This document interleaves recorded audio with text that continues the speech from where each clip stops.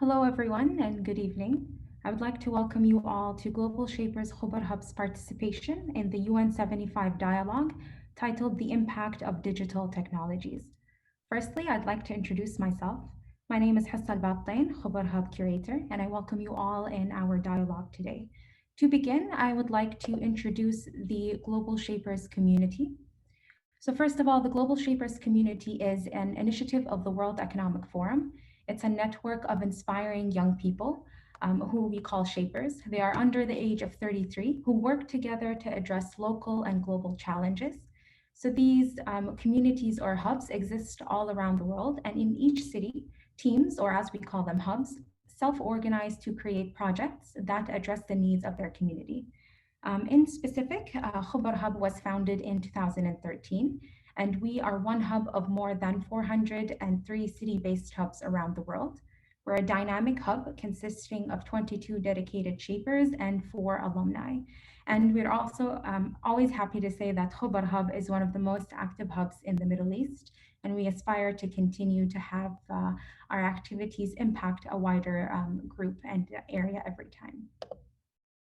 So at a glance, since its inception, Khobar Hub has hosted more than 21 initiatives, has worked in providing more than 750,000 Saudi riyals in pro bono services for our community.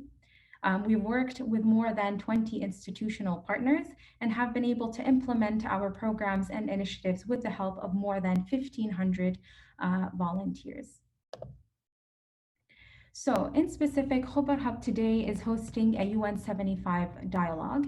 So the UN75 dialogue is a global dialogue that the United Nations has launched in celebration of its 75th anniversary. Since the beginning of the year, over 330 dialogues have taken place in more than 87 countries around the world. And this number is continuously increasing. And we're very happy here at Khobar Hub to be able to participate in this global dialogue. The reason why the United Nations has launched the UN75 initiative titled 2020 and Beyond is from the firm belief that global voices need to be heard, specifically at the crucial time that the world is currently living.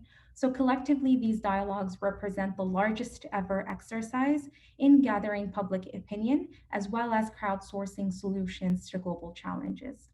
So each dialogue in specific is an opportunity to encourage local action. So you as our attendees are more than welcome to interact with us throughout this dialogue by submitting your questions through the Q&A function, as well as using the chat function to share your insights. And in the end, what the UN75 dialogue hopes to do is to build greater trust between groups and sectors overall. So in specific for today's dialogue, we would like you to submit your questions through the Q&A function. You'll be able to access the Q&A function at the bottom of your screen. Share your insights and main key takeaways via UN75 hashtag, and please be sure to tag Khobar Hub when you share your insights. We would love to hear your main takeaways from today's dialogue.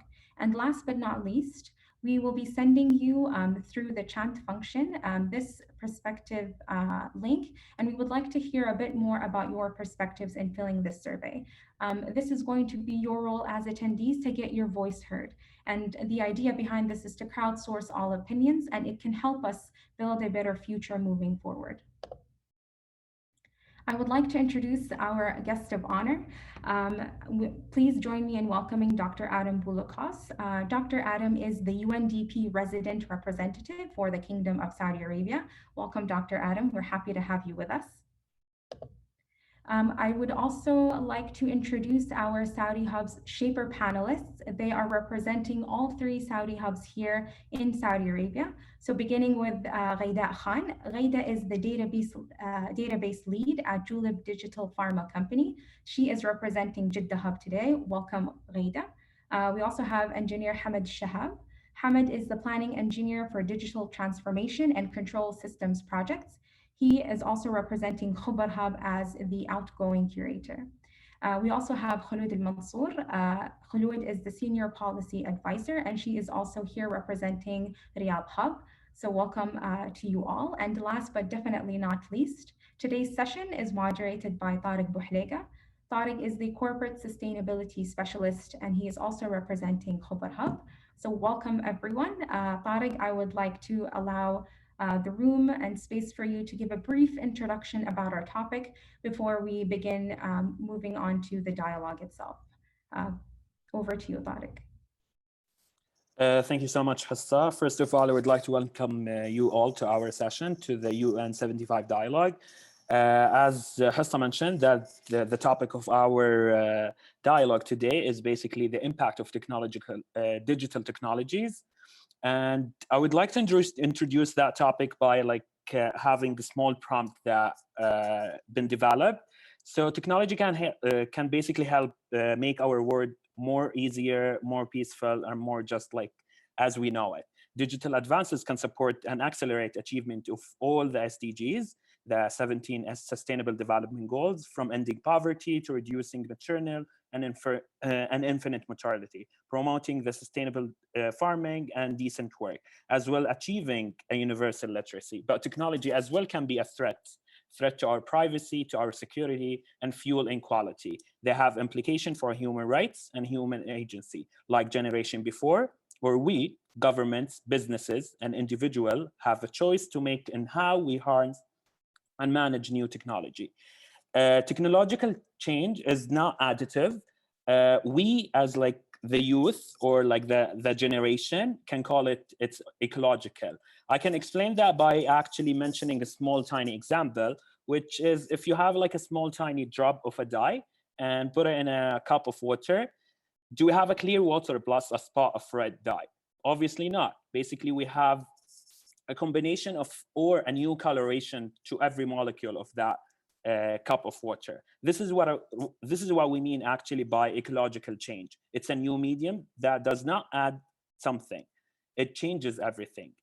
In the last 500 years, 1500 years, after the printing press was invented, we didn't have actually old Europe press plus the printing press. We had a different Europe. After TV was invented, we didn't have America. We just have new America plus the TV.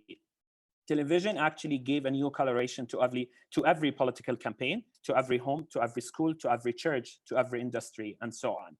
So with this, I would like to invite Dr. Adam to give us like a brief introduction, and we'll deep into our first talk, or first part of our talk, which is going to be impact of technology in our life. For you, Dr. Adam. Very good, thank you. Thank you for the introduction, and thank the Hub and the entire Global Shapers community for including me in this exercise. I must say I find it rather daunting. You know, it's funny when at the beginning the introduction had indicated that the participants in the Hubs are age 33 and below. I just turned age 53 last week. I think I'm young at heart, and I hope I can contribute. So I either can be wise in my contribution, or you may think that I'm foolish. So I hope it's the former. But I'll offer a few thoughts. And I'm hardly an expert on digital technologies, but I've been in the United Nations for 25 years.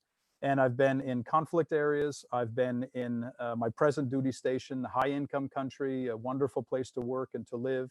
But I've also done that time in Afghanistan, times in Pakistan after the earthquake, in South Sudan with conflict, refugee support in Uganda, IDP support in the Horn of Africa. So, you know, I've really seen a fairly broad range of the UN activities. And this is not to pat myself on the back. It's just to sort of frame some of my thoughts that much of what we need to do and to have impact as global shapers, you really have to look at those who are underserved.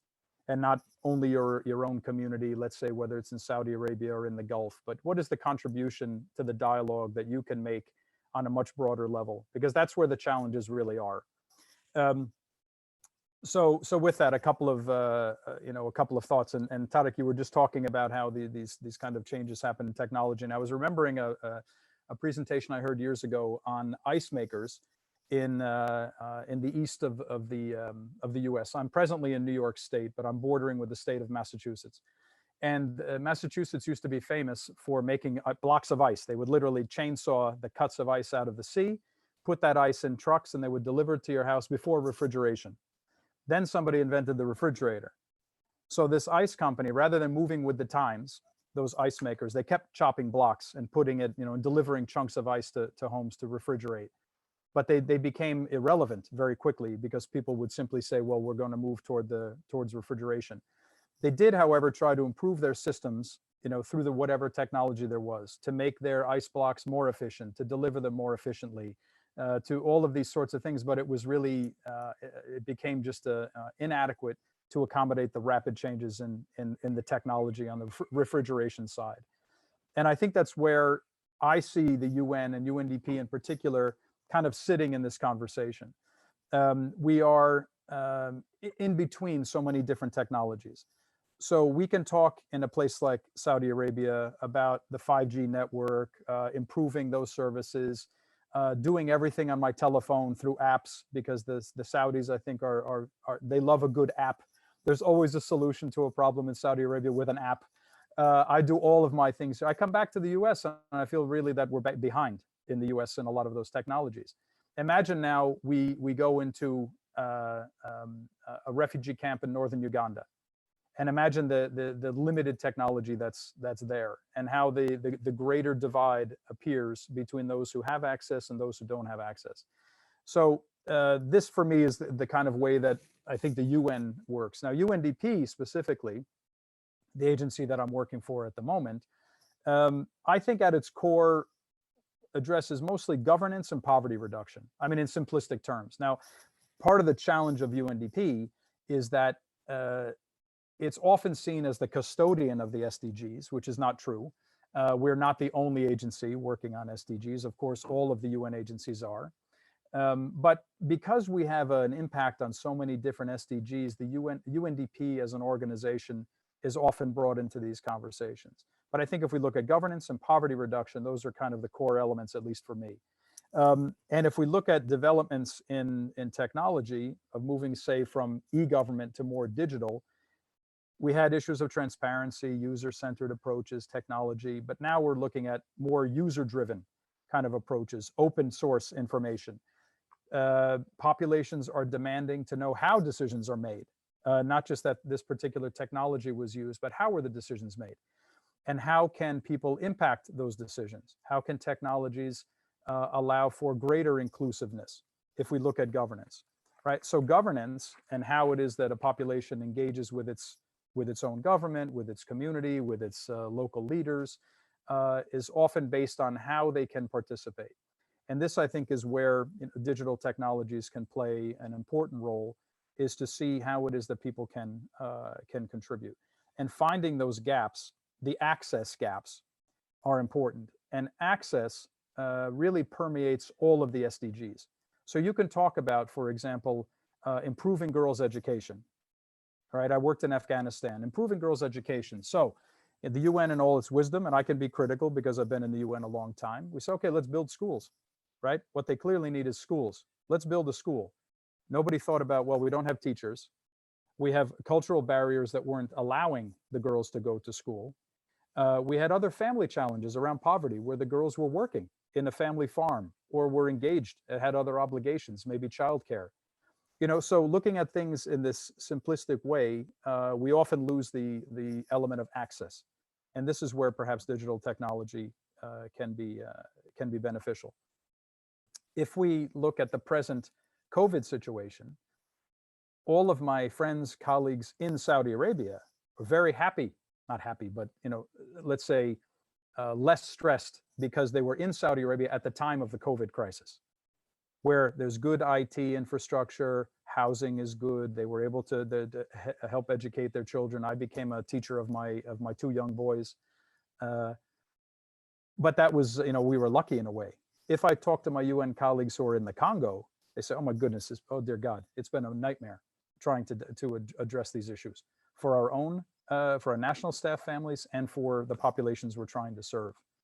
So if we think of governance as a bit of a core notion, effectiveness, inclusion, participation, accountability, transparency, efficiency, all of these things are advanced through digital technologies, or they could be.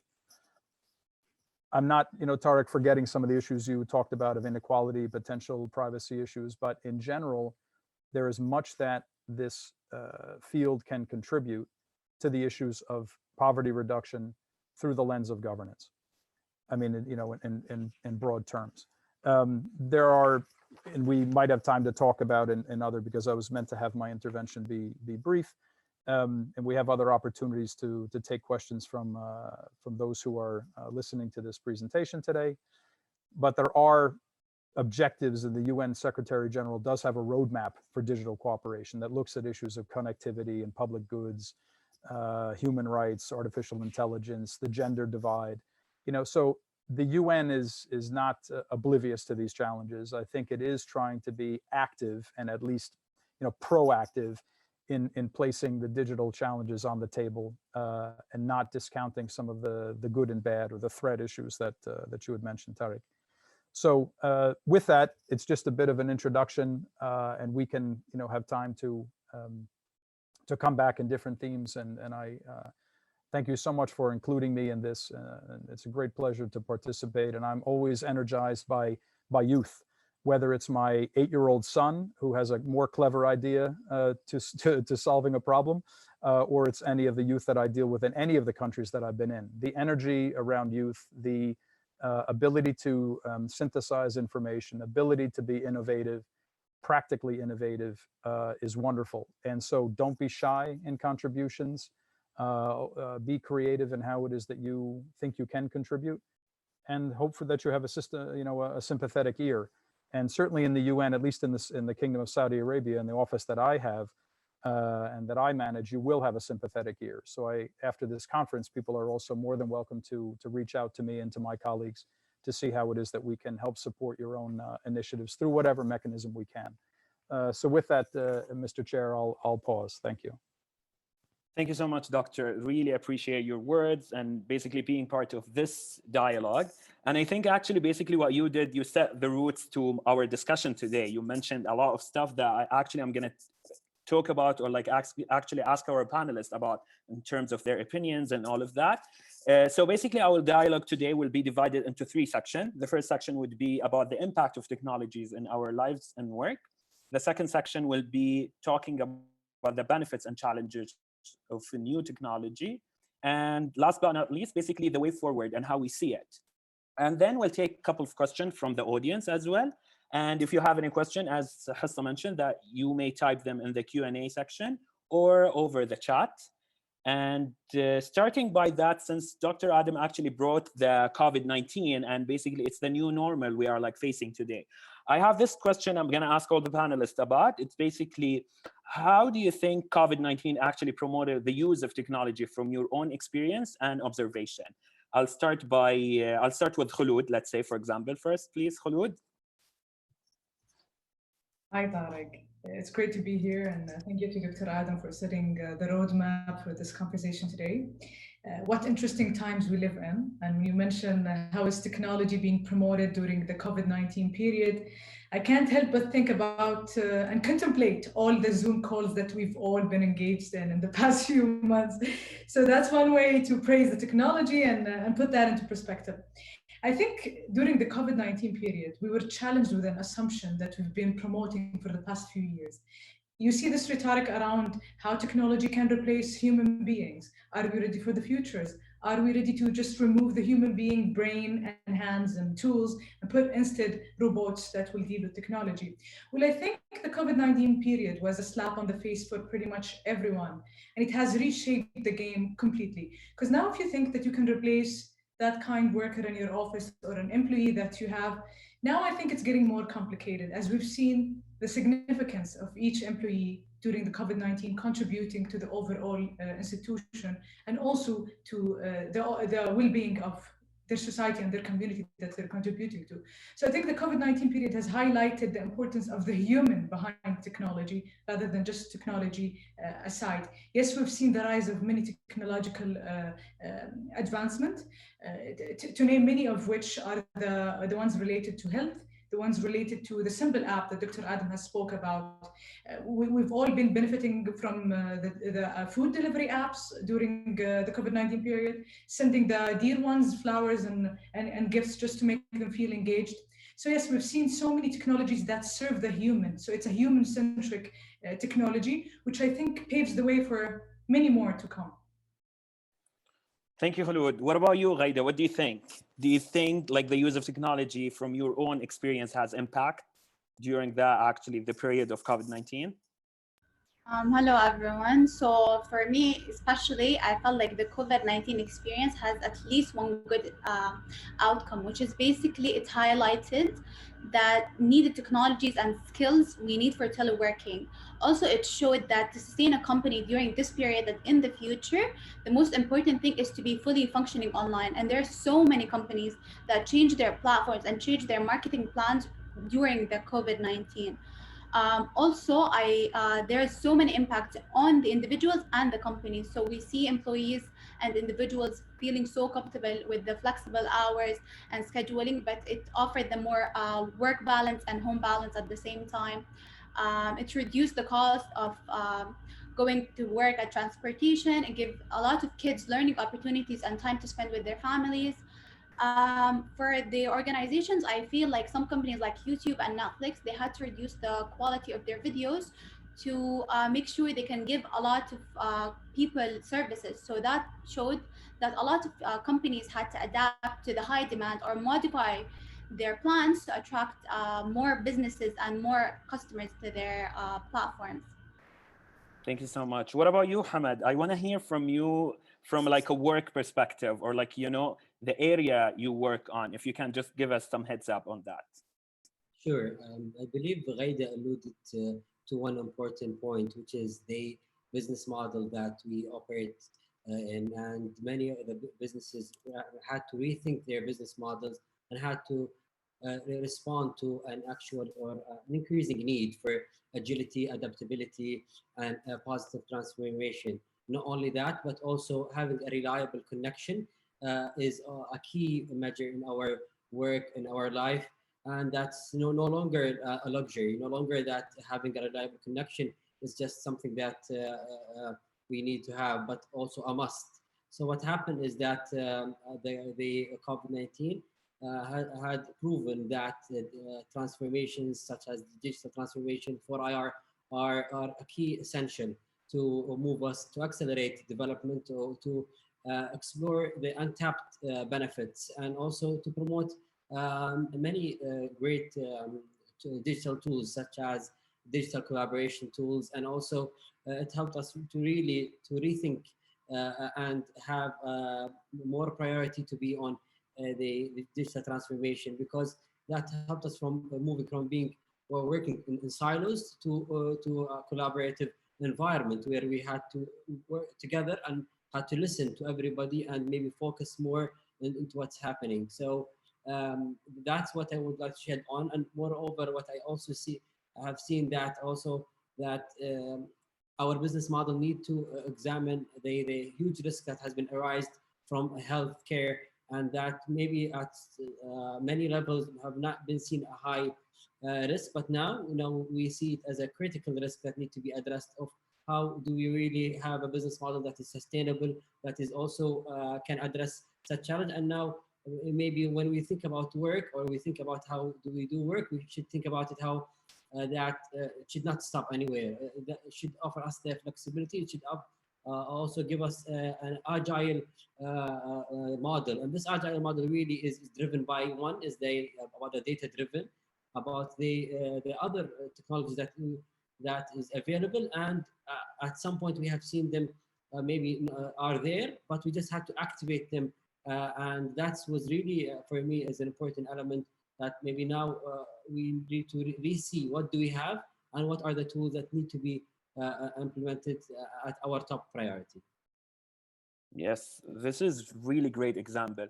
Actually, I'm going to move it to Dr. Adam again, and we want to emphasize more in the education part, and how actually COVID-19 maybe helped out in promoting education or access to technology, or even having all these platform education platform online, using Zoom, as Khulud mentioned, having a lot of not schools, let's say, because most of the school actually moved to online, but the use of technology to promote education.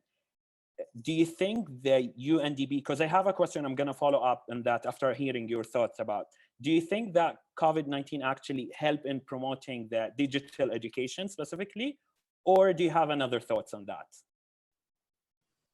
Thanks, Tarek. No, good question.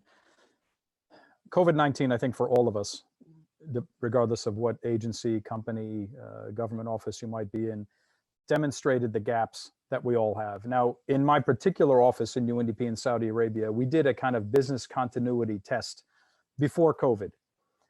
It just happened. You know, it was kind of mid-February, we said, let's close the office for 2 days and just see how well we could operate remotely in the event of an emergency. And that emergency was something like a power outage in the diplomatic quarter, a tree that fell on the building, maybe a security incident, you know, something like a fairly contained event, which might be a couple of days long. And we did that. We tested everything. Everybody talked about their IT platforms at home. I need this, I need that. My printer didn't work, my scanner, you know, so it was a good test. So thank goodness for us, in my particular agency, we were kind of ready. You know, we said, okay, we can move into this digital world. But what it showed across the board were the gaps that existed in the digital technology in agencies, but certainly around education.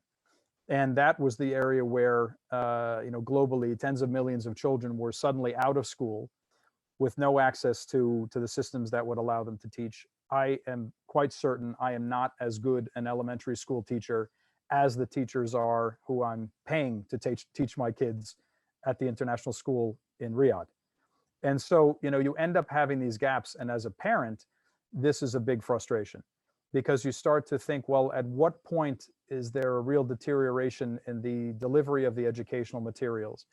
And how can the digital technologies really make up for the normal social interaction that children have in a classroom with their teacher, all of those things?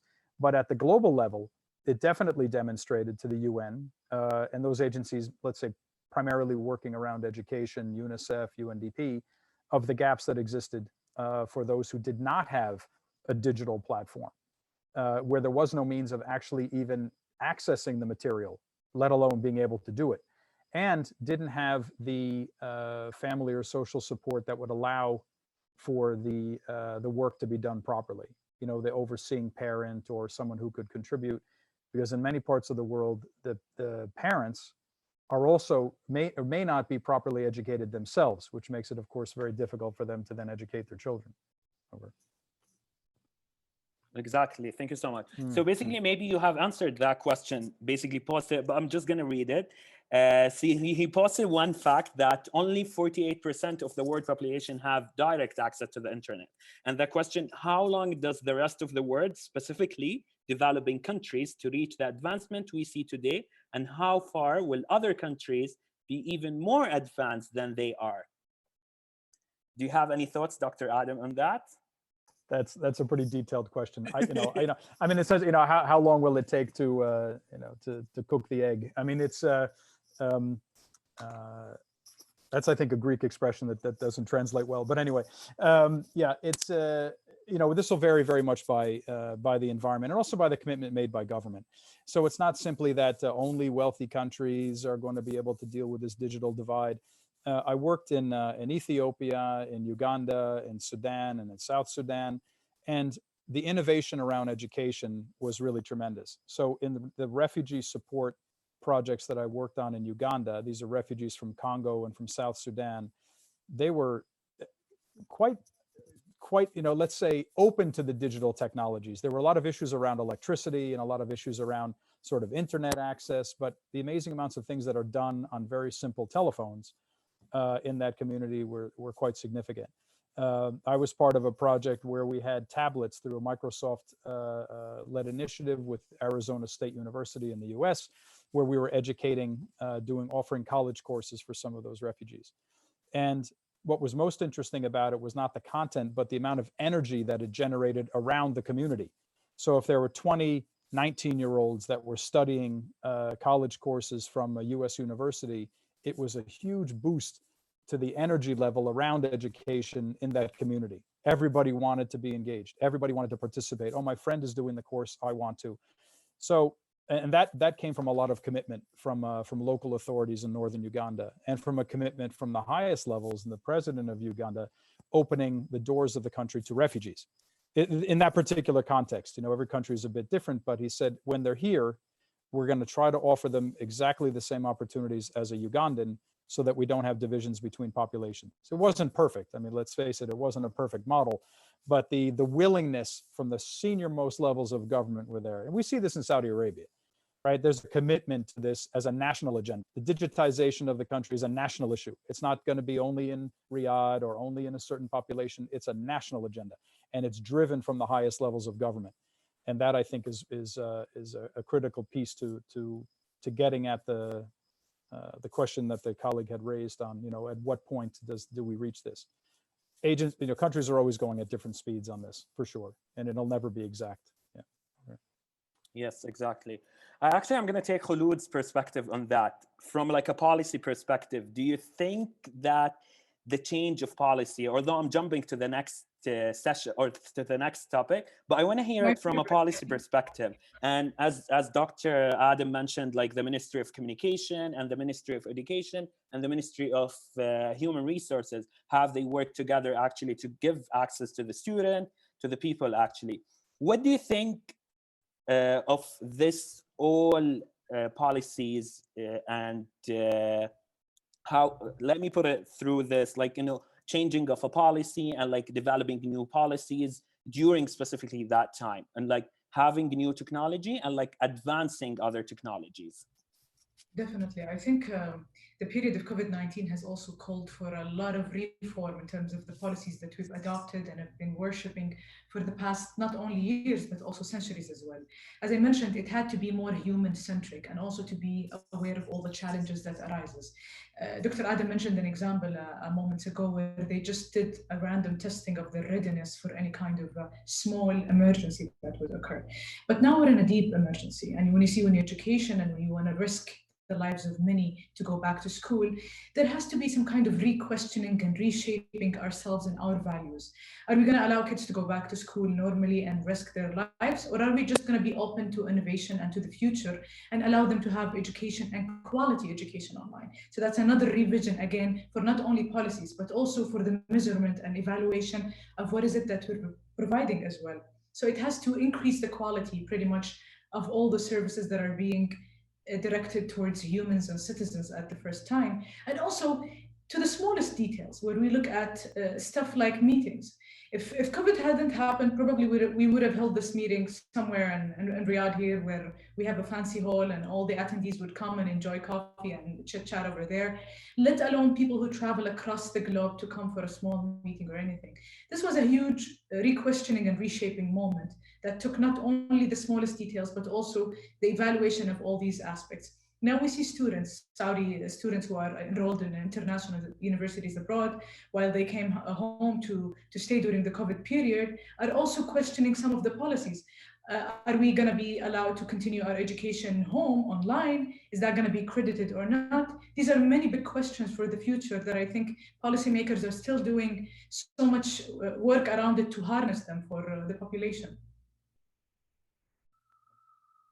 Exactly. Good thought, actually. I'm going to move to Ghaida now. Ghaida, do you have any specific technology, one technology that actually have an impact on the way? Since you work in a startup, do you think, or do you have like actually one example of that?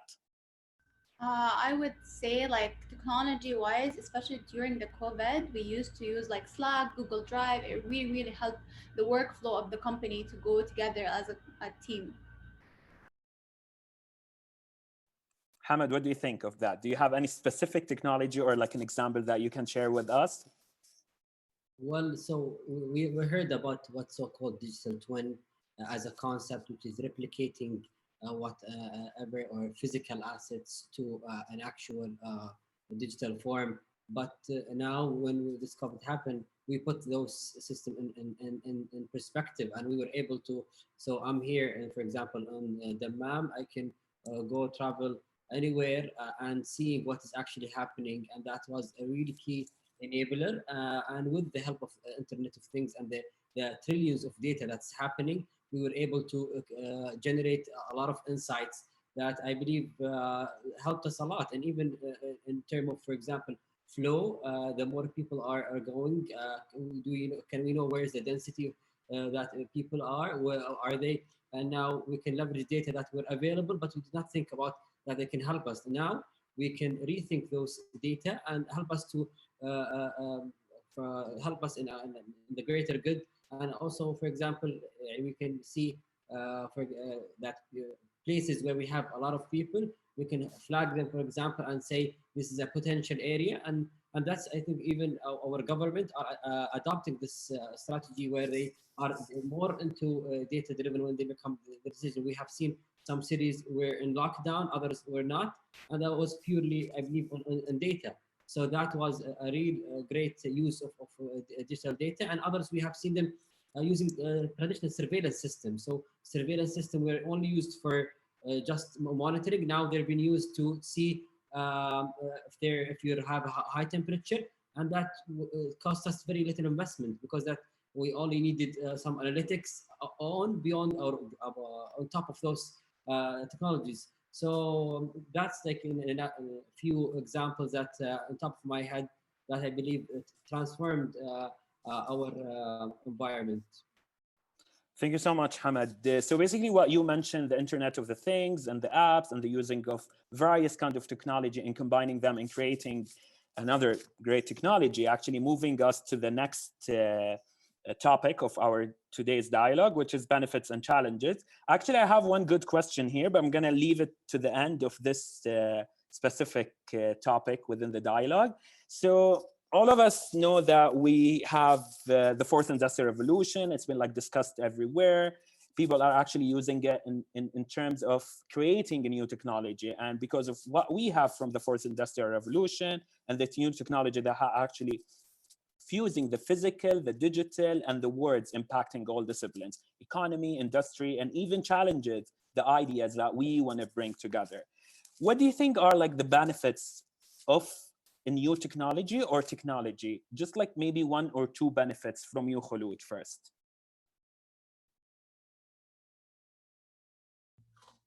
So it's very weird that you asked me the first, since I'm not very involved in technology or creating technology. However, I'm a big fan of technology. I'm a big adopter of technology. Whatever makes our lives easier is obviously something that we should praise and adopt. And I think I can't wait for the next thing. I like that, actually, of waiting for the next thing. But moving forward, actually, what do you think, Dr. like the benefits of like utilizing the fourth industrial revolution and creating new technologies, and like just like a benefit and a challenge of that? I'm sorry, Tarek, was that question for me? I didn't quite hear it. There was a break in the line. The benefits. Oh, okay, sorry. Yeah, so basically, I'm just asking you, do you have any specific benefits and challenge from like the new technologies and like evolving the fourth industrial revolution and like using the big data and all of that? Do you think we have a benefit and a challenge, or just like benefits? Well, yeah, complex question. I mean, I think that there are always benefits to new technologies. But I'm just sort of reflecting on some of the comments that have been made, and I think we haven't quite figured out the social, psychological side of all of this, and what are the potential risks to things. So the technology, in the face of COVID, technology was, a lifesaver in the way of, on the medical side, of tracking the illness, of understanding the illness, of response rates, of death rates, of all of that, movements of medical personnel. I mean, all of that was absolutely imperative. But then as things kind of drag on, and Khulud had said this is a protracted exercise, and we don't even know how long things will go on, and at what point, is the health and social benefits kind of working themselves out, and that's what I'm really maybe more interested in, is the influx of technology is a way to solve a set of problems at the front end, but over the longer term, what are the real impacts? And again, I'm thinking just very practically as a parent, or I'm thinking, as a manager of an office, and Khulud had said this, we would have had this meeting probably in Riyadh, maybe somewhere else. We'd have a big conference hall, and all those travel costs would be associated with it. Many of the participants here simply wouldn't come because it would be too costly or wouldn't really be practical. But those who would come, would they benefit in a way that we're not able to do through this medium? And when I talk to my Saudi counterparts about the meetings that we want to have, they almost, and some of it I wonder is if it's just a kind of personal, almost a habit, is, oh, we can't wait to have you back in our office, you know. And I said this, I said, you know, one of those weird things, again, we're all human, is I miss Arabic coffee. Like I miss the ritual. I miss the ritual of my job. I'm a diplomat, right? So I miss the ritual of my job, of going in and meeting the minister, being greeted by the minister or an assistant, talking about the work that we're doing, having that cup of coffee, talking about our families. You know, that's what work is. I mean, the United Nations at its core is a convening model, right? It's a tool to bring people together who would otherwise not have an opportunity to speak together. That's what if you look at even the General Assembly in the biggest kind of way, that's the only way that a representative from Papua New Guinea is ever going to meet somebody from Canada and talk about a common problem. And that, I think, is this, where the technology is a problem solver. It's how do we ensure that we're not missing the nuance and the subtleties around our human interaction in such a way that we're not diluting it entirely. As a person, I don't want this to go on forever. I don't find it nearly as rewarding if for the next 10 years of my life I'm in Zoom calls, you know, praying, you know, a vaccine or other responses are made available, because it loses its humanness for me. For some things, it makes a lot of sense. And for some of the big meetings, for sure. The UN and a lot of agencies got into the habit of lots of big meetings, big travel, huge conferences, thousands of people. Probably a lot of that will change forever. But there is a lot to be said for the face-to-face thing that the technologies simply can't replace. Sorry, that was a bit long-winded, but I was just kind of thinking of a few things that have come up in the conversation so far. Thank you, Tariq. No worries, doctor. Thanks so much. So basically, I've been reading this report by Magnet, and they were like actually talking about the increase of fintech technology and startups here in Saudi. So basically, for the past 3 years, it actually increased 147%. So we're like for specifically, let me just like make sure. Yeah. So specifically this year, in 2020, 60 fintech technology have been created. Actually, some of them actually for like payment methods, some of them actually financial methods, other are actually solving some problem that we faced actually during that pandemic. But my question actually here for Ghaida, since she works for a startup here. So one of the benefits of platform economy is that it has lowered the barriers of entry for individuals and small businesses. What do you think actually from your own perspective, and since you work on a startup, the impact that this had actually on the kingdom overall? Yeah. So I really believe Saudi Arabia is offering more opportunities than ever by enabling and empowering youth to become more independent and like successful. This is happening by making it easier for them to meet their requirement and satisfy all regulators. Also, they're providing so many startup accelerators and incubators to support them launch successfully and provide them with the access to the latest technology and mentorships. Also, this enables them to contribute to the vision of 2030 by being more reliant on local businesses. And by working in a startup, I really believe and see so many of my friends actually working towards joining those startup accelerators to be something successful and contribute back to the community. Good to hear that positivity, to be honest, from like a startup, growing startup. And I actually salute you guys for what you've been doing for Julep. Moving actually to Hamad, I want to hear actually from the challenges, like, because we talked about the benefits and how actually technology and new technology actually help that. If you can give us like some aspect of the challenges of technology, maybe developing a skill, maybe like utilizing the technology, because I want to move later on to the privacy. So what do you think, Hamad? Well, first, definitely with with such great opportunities, here comes the challenges, and there is no rosy picture, as they say. So definitely that we are seeing a lot of change in the skill set that we need.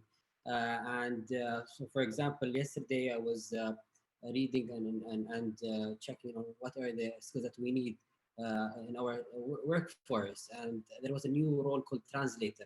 And translator, not any translator like between languages, but translator that will translate between the developer and the business owner. And that is a true shift in how do we tackle our work, and what's the skill set that we need. So we're seeing an implication that is still going is the ethical implication and the scalability, the sustainability. Those three, to elaborate in each, the ethical implication we see that will arise is that when we have a lot of data and we have machine learning that comes to place, how do we ensure they're not biased? How do we ensure that they're making decisions and informative? How do we ensure they don't elude us or they try to divert us into a certain direction?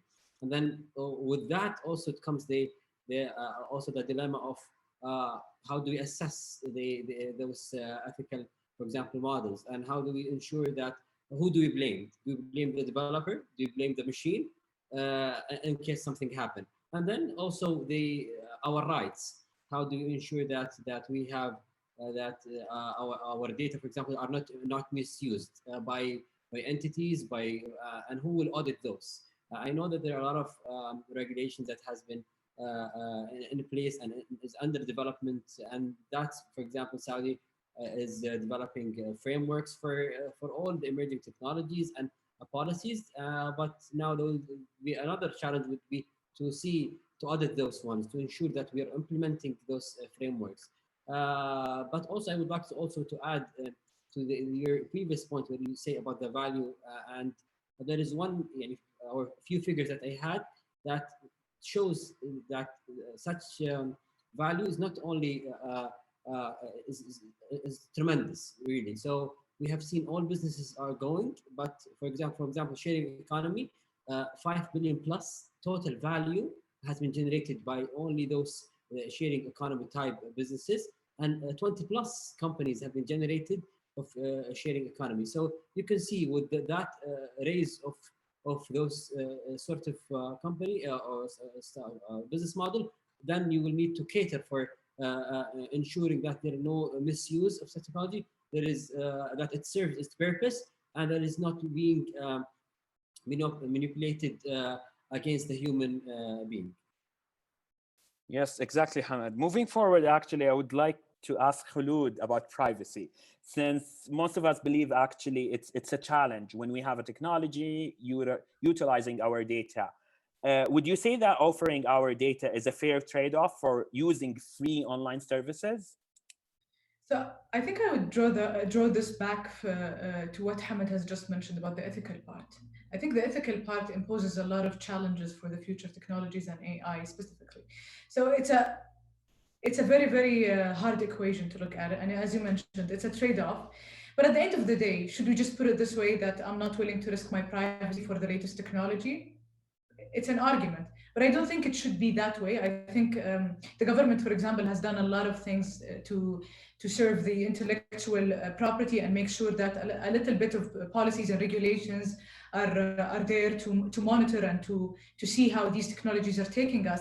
But at the end of the day, we know that the pace of technology is much, much faster than any government body or any government bureaucracy. So again, another question that we need to take back to the customer itself. Since it's a human-centric technology, we need to take it back to the human need itself.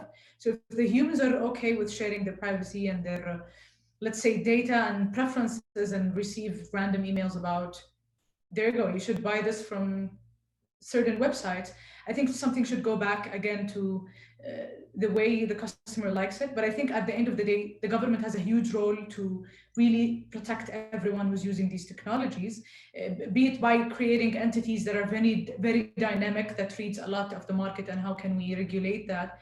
Because at the end of the day, you don't know how much of these data can you control.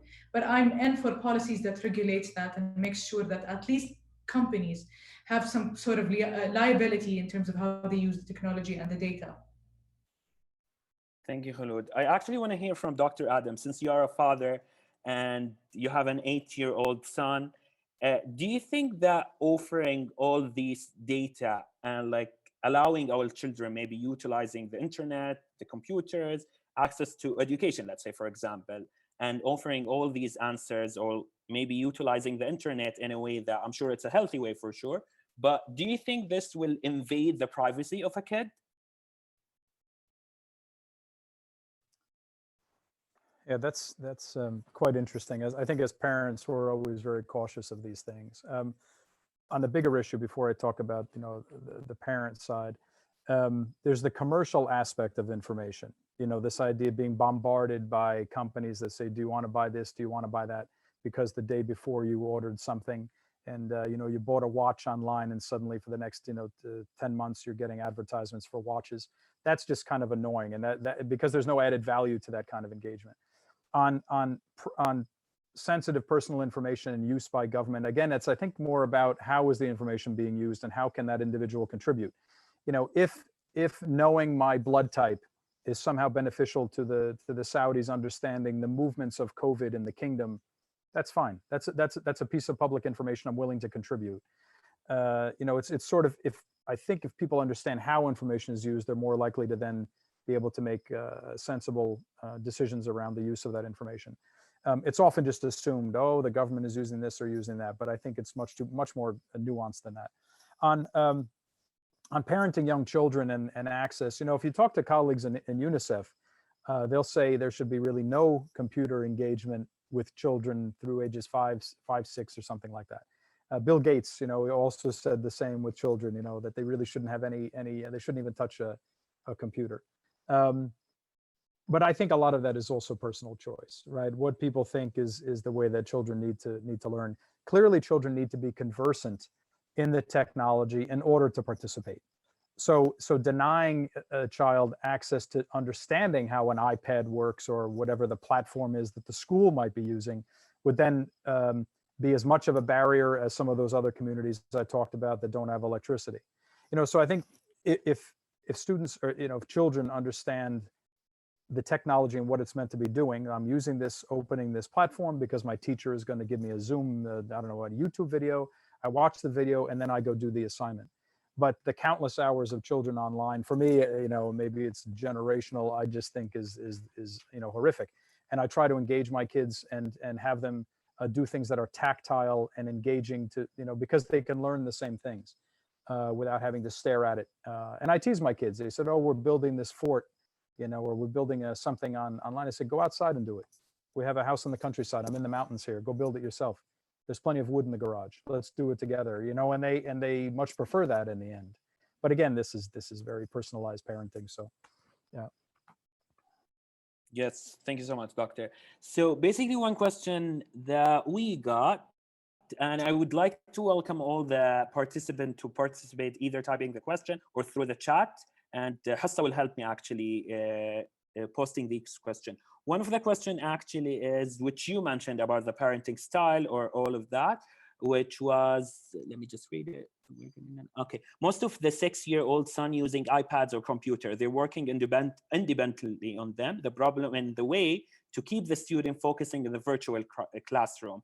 And she's actually asking as well, she mentioned that the difference between the normal classroom and the cost of normal classroom and the virtual classroom, especially for kids. Do you recommend, any of the panelists, do you recommend actually having a normal classroom for the kids or virtual classroom? If any of you have any thoughts on that. I think a few things I would like to share. Definitely engagement is a huge challenge when it comes to digital environment. And when you think about it, let's say we're having a virtual session. If I don't like this virtual session, I can just immediately leave at any time. While if I'm in a physical environment, I might stay or I might leave at any time. But since maybe I took the time to go there, I might stay until the end. However, that's the one we have to think of, the engagement aspect. But there is another aspect about it. When we look at the teachers or in the schools, can they focus on, for example, 20 students at the same time? Can they ensure that they are understanding the ideas? So digital technology or digital education can sometimes offer you what's so-called the learning by doing. So you learn it, you try to do it, and then you're continuously gauging your understanding. And that's I'm in favor of what the hybrid model, where we need to go and have a physical engagement, but we also need to leverage the environment. Because, for example, when Khan Academy, they launched their digital school, what is really interesting, and until now I found it fascinating, is that the teacher, his role will not be to teach the student, but rather to see where is the gaps and where is the areas that the students are struggling in. So let's say a person is struggling with, for example, the first lesson in math, he will go back and give him an extra lessons, and that's in line with what's so-called, or the notion of personalization, and the notion of having more focus on the valuable thing rather than and also I can also think about it in another way, is that when I don't understand something, I can go back and hear it once and twice. So I think we should think about a new way of education, which is the hybrid model, hybrid of between the two, that might achieve the greater good. And also I understand that for young kids, also that they are young, they're used to play, they used to, maybe for them it would be challenging to do some exercises virtually, but I believe that we should challenge their capacities, and there is always a chance for them to learn and to go. And I'm also experiencing some of these learning methods, and I found it quite really fascinating. Thank you, Hamad. Any other thoughts from our panelists on that, especially on the cost? I believe like the cost of virtual learning versus normal learning. Do you think they should adjust a model or create a policy, schools or something like that? I think Ghaida have something. So as an older sibling, I have younger siblings. So as a 6-year-old kid, I think it's very hard to do virtual classes for them. That's why I think it's a responsibility of a parent or a guardian to help bridge between them. For her to understand that she never went to school and that's her first grade, so it's kind of difficult. But other than that, I think it really depends on the students. And as already Hamad said, it really depends on the teacher. If they can manage 20 kids, it's really hard. We're only 6 people here and we're trying to figure out who's talking and who's not. So if it's like 20 people, and imagine like kids dealing with one adult, it's very hard. But about the cost, I really think it's the school's responsibility to make sure that the students have their iPads ready and everything.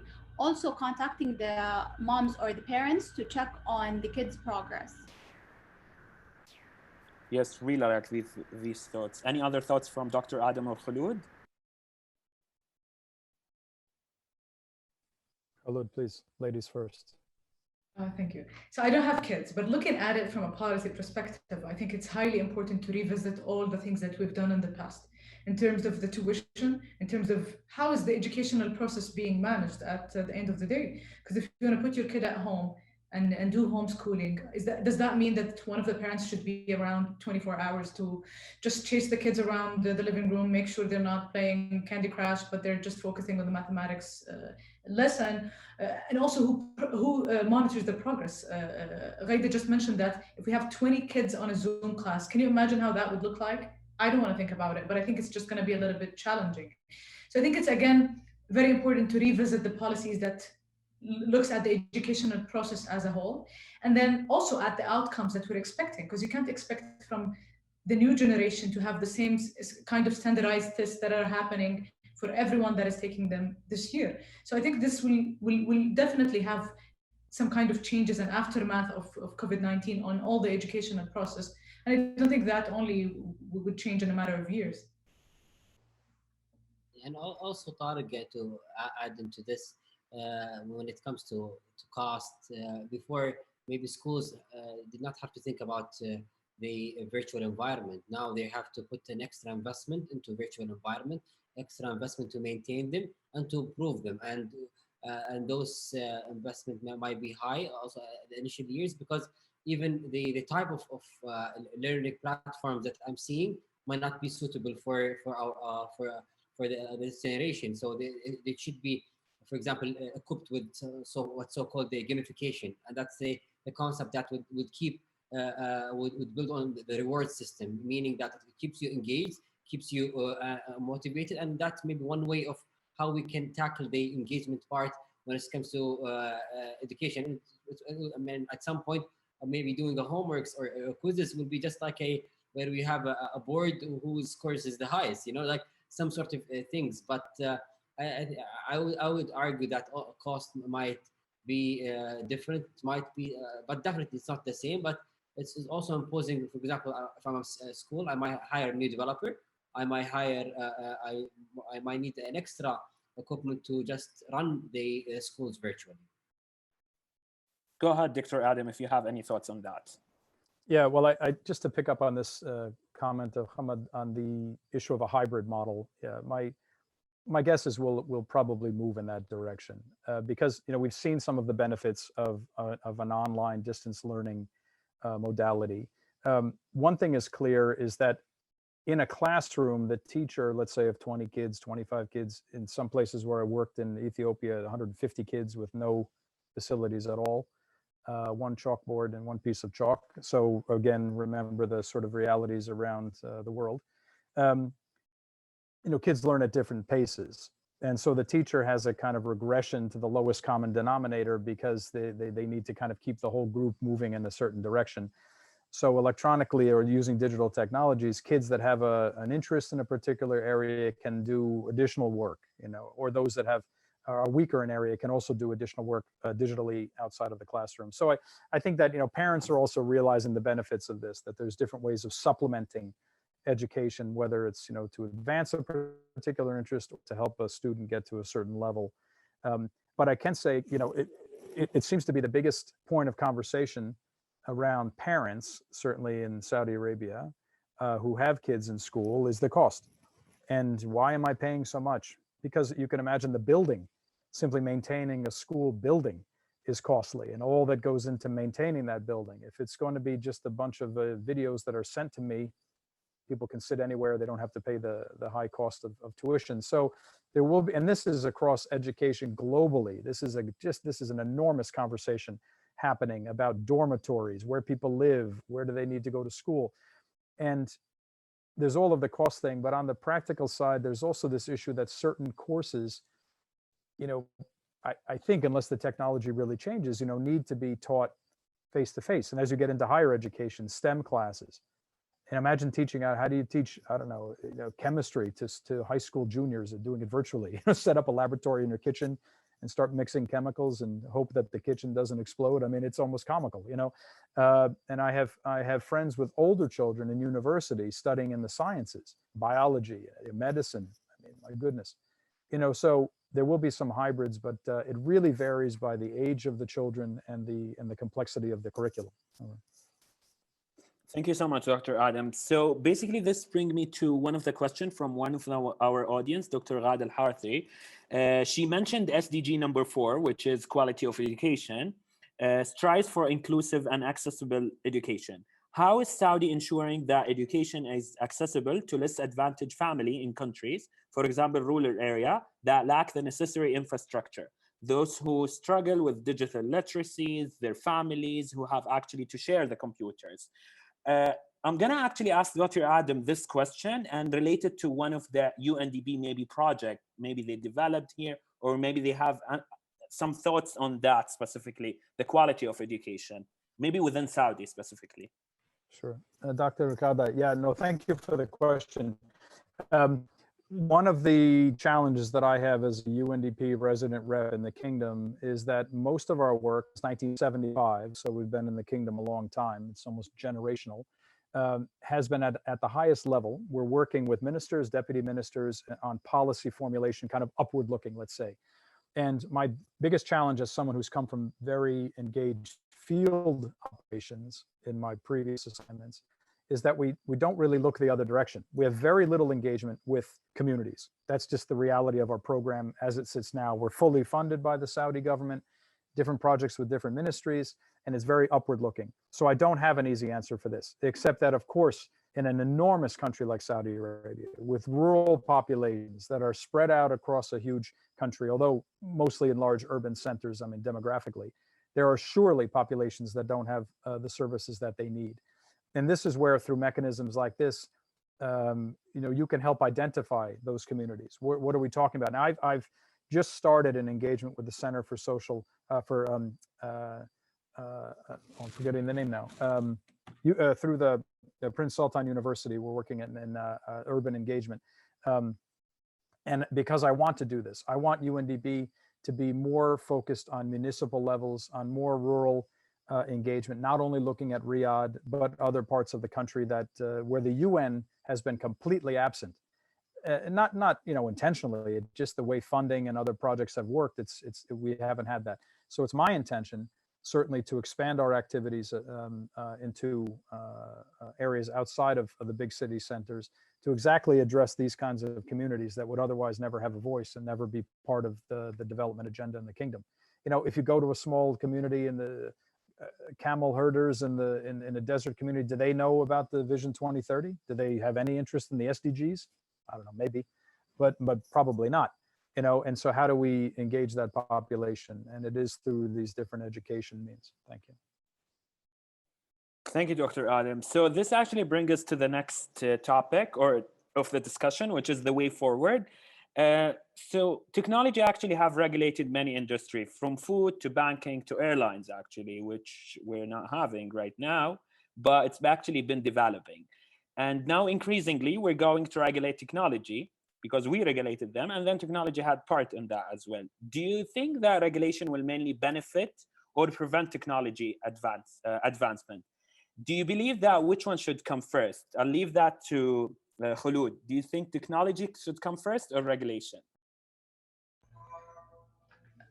I think technology is advancing as we're speaking right now, and I think it's very challenging to keep up with all the technology. So we need to keep an open mind and an open heart to accommodate all of that. However, I'm very optimistic on the political level.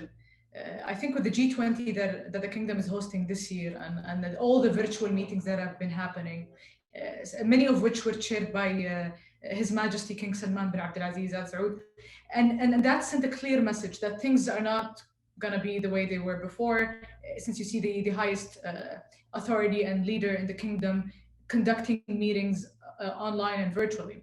So I think this calls for a greater integration. And I'm very optimistic that the G20 countries, through all the integration that we've been seeing, they've held multiple sessions, and even the OPEC also held multiple sessions this year.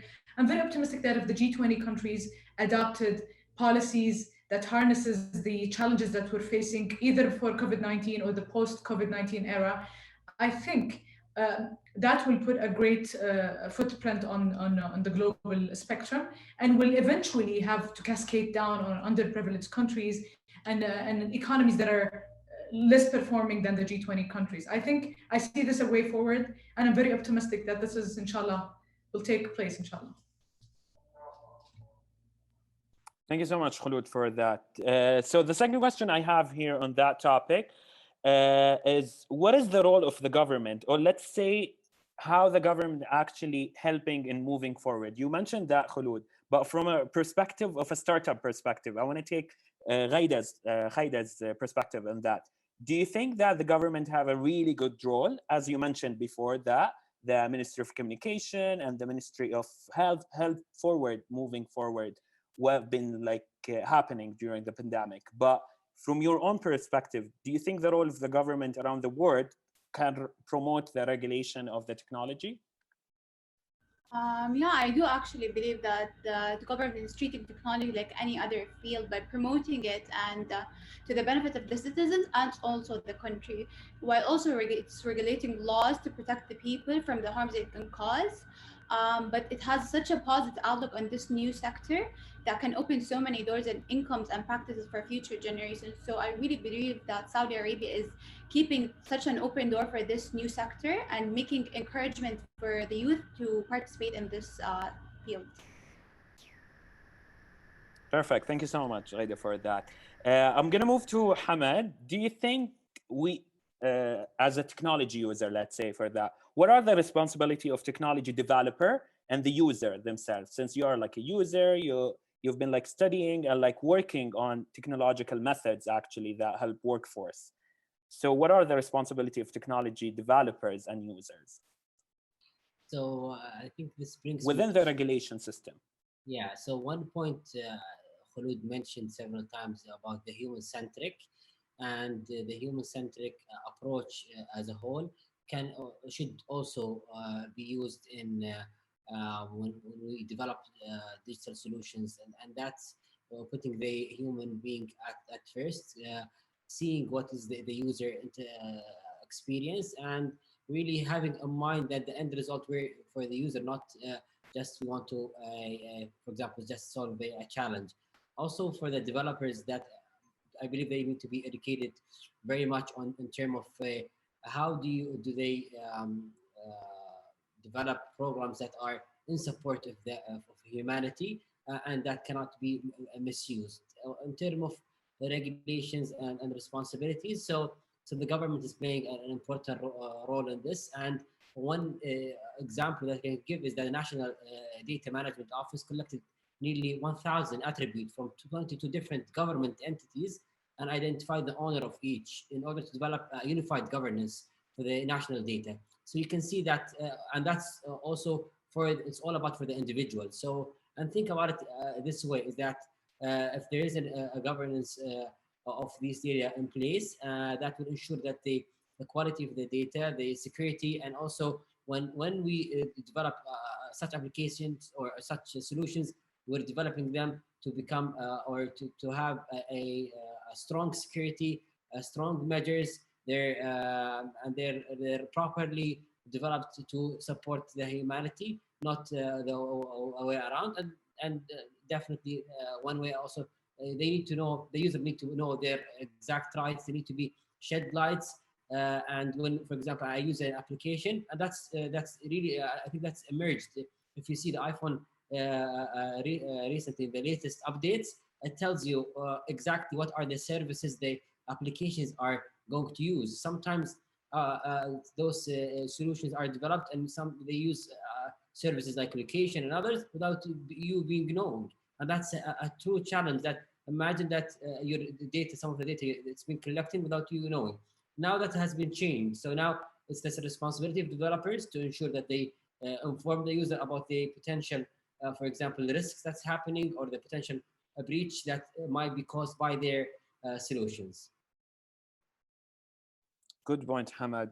I'm going to move it to Dr. Adam.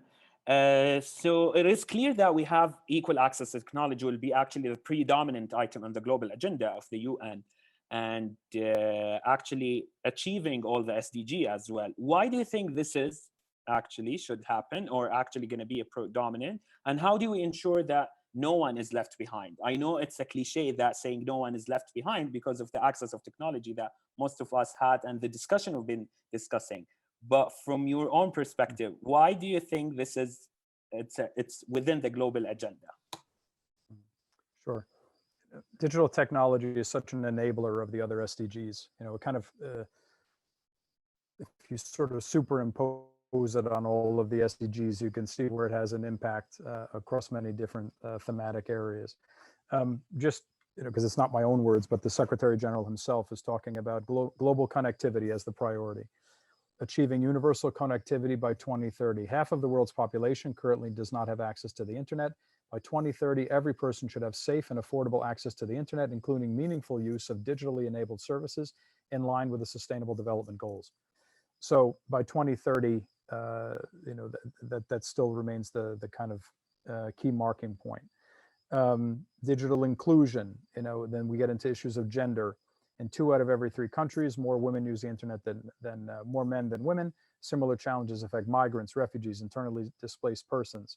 Women are also less likely to be involved in the sciences and STEM. And this is why I had said before, like some of those higher tech courses that are already challenging enough, whether you're a man or a woman, maybe you're in a high income country and you can try to do some of your STEM classes, but even more problematic in poorer countries without the infrastructure, and even further more difficult for women who are already underrepresented in STEM classes. So leave no one behind, as you say, it's kind of, you know, it's become it is the core of the SDGs, and it's what's made them different from the Millennium Development Goals.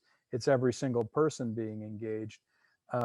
So if we keep it as an important marker of success, you know, if we say that, you know, digital inclusion is an important driver of all of the other issues and all the other SDGs, then I think it's attainable, or it's at least we're able to increase. I mean, I'm not naive, you know, it's not, these are not easy goals, but clearly this one will be a driver of so many of the other SDGs. Without digital inclusion, without engagement of populations underserved by present digital technologies, they can be assured of not being fully engaged in social development, economic development. Over. Thank you, Dr. Adam. So I'm going to take a couple of the questions from the audience.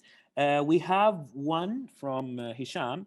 Can one of the audience actually please address some of the solutions that the community can do to help underprivileged to keep up with the uprising of technology actually, or he means the uprising of high tech, it should be, right? Any thoughts from the panelists on that? Yes, I think this takes me to a great point that I would like to shed on in Khobar Hub Global Shapers. One of the initiatives that we are working on called the digital literacy, and this initiative, the aim of this initiative is to equip unprivileged families with the necessary digital digital tools, and this was done in collaboration with one of the organizations that mentors those unprivileged communities. And so what we thought about it, that they are, yes, they're being mentored, but there is also a lot to offer, and that's we as a responsible community wanted to educate them when it comes to digital literacy, and that was before the COVID-19, and which proved to us that such project should be on our top of priority, and should and that when we doing this project, that it came to our mind that yes, we should ensure that they have connectivity. They should ensure that they have actually the right resources, and then they should be trained on it. And then it's a continuous journey. But it starts from somewhere. It starts from us, and as a responsible community, I believe we all should share this concern. We all should try to teach others. Try to and how we thought about it is that we bought some tools or digital tools and in form of a entertainment, and then we wanted to have them go through this experience to, one, learn about digital tools, second, to enjoy it, third is to spark the thinking and innovation, and that's another aspect about it. And I'm so thrilled that we have been working with this project for the past few months, and I can't wait to see the impact of such project. And that's why Khobar Hub is here for, is that to ensure that we can create a positive, sustainable impact driven by the community needs. Thank you, Hamad, for that. I want to hear from Ghaida, actually, from the west side of Saudi. Have you worked, or like if you have an experience within advancing or like helping underprivileged students or like communities to leverage the use of the internet and the technology? If you have any project worked on before, please share it We with us. do have a project actually. It's called, I think, Wajd or Dar Wajd.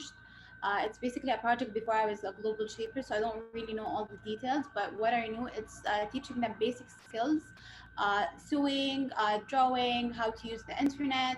So basically, courses that help underprivileged citizens, and they go in a trip. Basically, we all go and we teach them about basic skills, mathematical skills, tech skills, sewing skills, cooking skills. So basically, then those skills, they can benefit them on the long run, whether it's they open their own businesses or they start working for other places. Thank you, Ghaida. Khiloud, do you have any thoughts on that? Yes, definitely. So what comes to my mind first is an initiative by Riyadh Hub that was held post-COVID-19, and we've noticed that many expats working in the kingdom were released of their duties and they're no longer working. So we try to create a social campaign that is yet to be launched with our partners from civil society here in Saudi Arabia, that are basically targeting individuals that are no longer working and they have the slightest means to sustain their living here. So we want to make sure that we provide them with necessary food and goods from the supermarket. So it's a chain that we're still working on. However, I want to give a shout out to مؤسسة النهضة Foundation. They started a project a long time ago, which aims at people contributing to buying laptops or donating their used laptops. They will simply take the laptop and they will do necessary reset for that laptop to make sure it's working perfectly fine. They will take it to families that they have databases of. They will donate these to them and they will do necessary education for them. In the past, it was only exclusive to women, but now with the demand that is rising post COVID-19, they're doing amazing job into just moving these laptops from the donators to the beneficiaries through a channel that is trusted, which is not the foundation. So keep it up, and we're all supporting them. Thank you. Dr. Adam, I have a question from one of the audience. He's asking, as a Saudi youth that is motivated to contribute to the world, and he wants to do something through the UNDP in Saudi, do I have to have an initiative in mind, or is there another way to do so? That's from anonymous attendee, I see. So Yes. maybe if So I give the basically- right answer, he or she will give his name. Yeah. No, it's yeah. Look, the UNDP is present in the kingdom due to the good graces of the government, you know, in a way. So as I said, we've been present here since 1975 with a number of different activities. We have a number of youth programs and youth support activities in UNDP globally and in the kingdom. So this person is more than welcome to send me a note about some of the things they want to do. We hired, for example, 9 UN volunteers, all Saudi, 8 out of 9 women, to work as a junior employees through the United Nations Volunteers Program in Bonn, Germany. So we're doing a lot, and I'm trying to do a lot as a manager to diversify our staffing table. We are also hiring 3 staff who will be part of something called an accelerator lab. This is a kind of innovation hub within UNDP. There are many across the globe now. I think some 60 UNDP offices have these accelerator labs. I heard about it and I said, this is exactly what I need. And I need it in a time like COVID.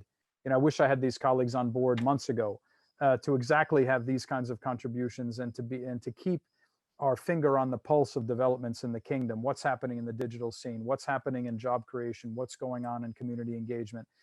So there are ways. The short answer is yes.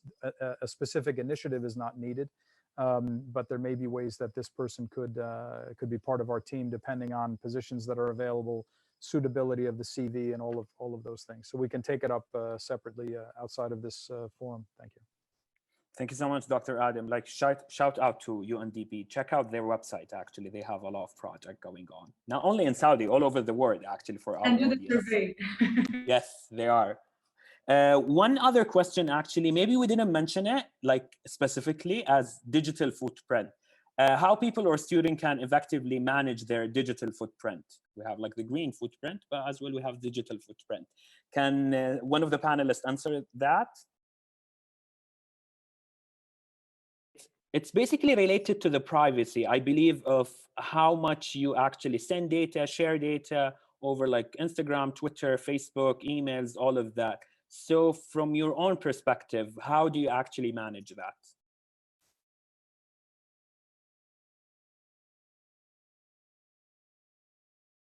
So I'll start off by and elaborate on this. So when it comes to digital footprint, it's really tricky because when you think about it, the personalization that comes into to our applications is all because of our presence on the internet. And we need to really be educated in terms of how does this work?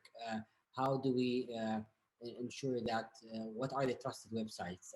And if you one aspect about it, when you visit any website and ask you for the cookies, you need to really read what is going on before agreeing on what is there, because that's where they want the first starting point. Second is that it needs really more thought when it comes to being users of what our rights and how do we ensure that when we use this when we are digitally present that we're aware of the risks. Because now I think about it that take a simple step and Google your name, you will see a lot of maybe everything related to you. If your name is unique, don't think you're lucky, because you will easily can be traced, and that's where it also start, and that's where people need to be more aware of what type of data they need to share and to which extent they need to share. Sharing a lot of information digitally might not be the best thing to do unless you're fully aware of its risk and how it might be used. Thank you so much, Hamad. If any of the panelists, go ahead, Khulud.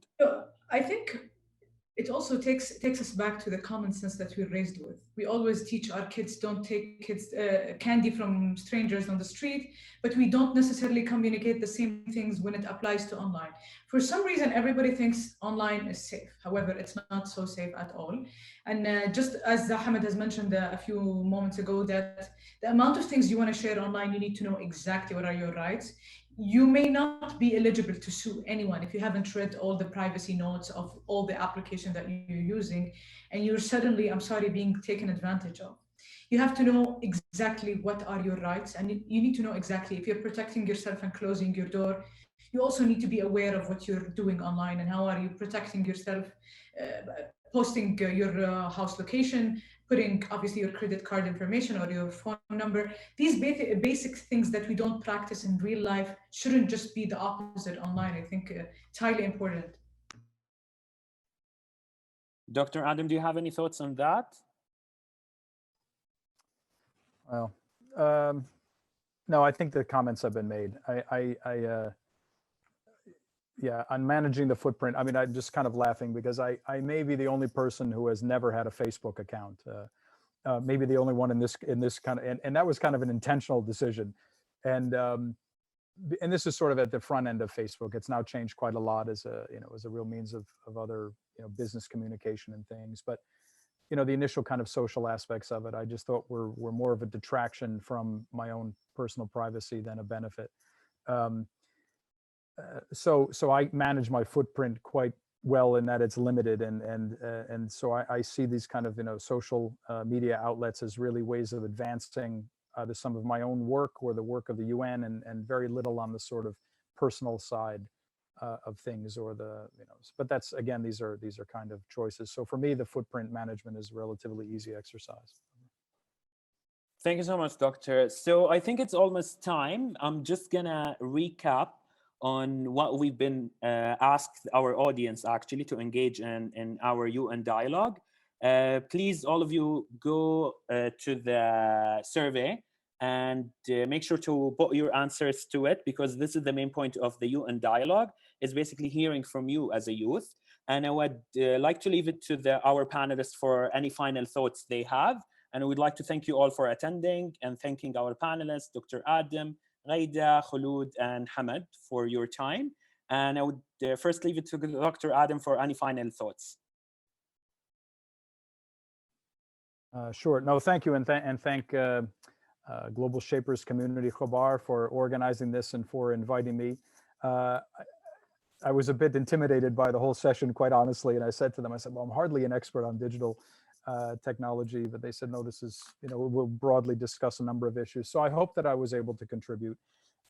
And because the population listening today, we're assuming is relatively young, this is your day. There's no greater time in the United Nations or in global discourse, or even in the national discourse, of the dynamism that is happening now in Saudi Arabia is magnificent. And this is a great frustration on my side that COVID is, hitting at this time in a way. Just as things are kind of opening in the kingdom and tourism is becoming a reality. My mother even was able to visit Saudi Arabia in January at 86 years old, God bless her.